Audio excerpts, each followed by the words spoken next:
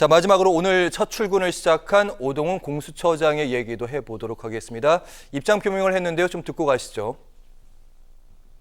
그 대통령까지도 조금 성역 없이 수사를 할 수 있겠냐 이런 이야기도 조금 있는데 좀 어떻게 보시는지. 아직 사건에 대해서 보고를 안 받아가지고 그 부분에 대해서 말씀드릴 수는 없고 원칙론적으로 그런 말씀을 드렸고 어쨌든 우리는 공수처에 여러 가지 조직이 생겨난 그 맥락이 있지 않습니까? 거기에 부합하게 성실하게 수사를 해 나갈 생각입니다.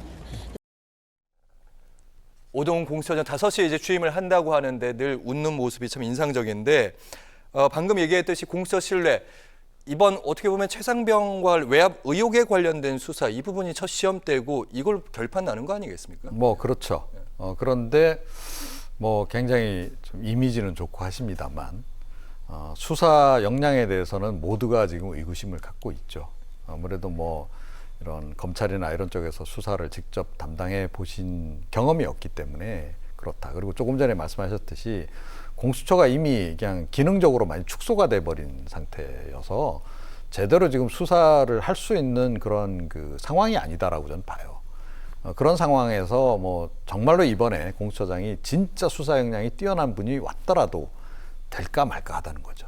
자, 그런데 뭐 수사 경험이 없으신 판사 출신이까지 오셨습니다. 이 얘기가 과연 수사를 하란 얘기냐? 수사하지 말고 그냥 적당히 하다가 그냥 적당한 선에서 끝내라는 얘기냐? 오히려 후자로 지금 국민들은 받아들이고 있다. 이렇게 말씀드리고 싶네요. 네.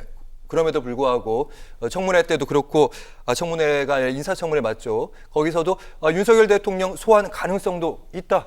원칙대로 가겠다 이런 얘기도 했어요. 얘기를 했죠. 그게 실현될지는 지켜봐야 한다고 생각해요. 왜냐면 청문회 과정에서야 본인이 청문회를 통과해야 되고 그래서 사실은 야당도 합의해줘가지고 청문 보고서 채택이 됐잖아요. 근데 나중에 논란이 됐던 게 청문 보고서 채택 과정에서 이 발언 지금 말씀하신 그 발언이 주석으로 달았어요. 주석으로. 네. 그것도 저는 이해가 안 되는데 어쨌든요. 그 발언을 했던 것이 진심인지 아닌지는 수사가 진행돼봐야 안다고 봅니다. 그 당시에는 뭐 청문회 과정에서 본인이 통과되는 게 필요하고 중요했기 때문에 그렇게 발언했을 가능성도 전혀 배제할 수 없기 때문에 지금 저분이 그렇게 할 거다 이렇게 얘기할 수 있는 상황은 아니고요.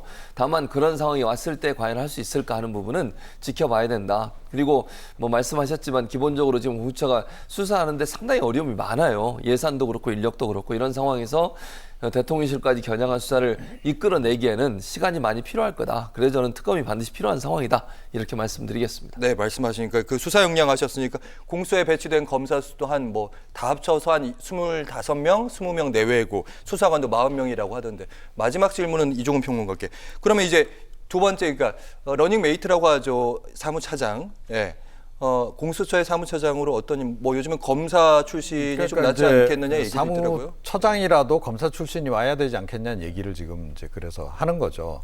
그러니까 뭐 어찌됐건 뭐 지금 공수처장 자체가 이제 판사 출신이니까 수사 경험이 없으니 처장이라도 이제 이 수사 경험이 있는 수사 지휘 경험이 있는 분이 이제 와야 된다라는 이제 얘기를 좀 하는 건데 이것도 사실은 근데 또 이제 어떻게 될지 두고 봐야 되는 거죠. 여기에 또 뭐 그야말로 찐윤 검사 한 명 딱 보내면 국민들은 또 어떻게 인식하겠습니까? 지금 그래서 이것도 좀 지켜보긴 해야 되는 대목인 건 맞습니다. 네, 알겠습니다. 오늘 있었던 정치권 소식들 분석해 볼 것들 이종훈 시사평론가 그리고 최진봉 성경여대 교수와 함께했습니다. 말씀 잘 들었습니다. 고맙습니다.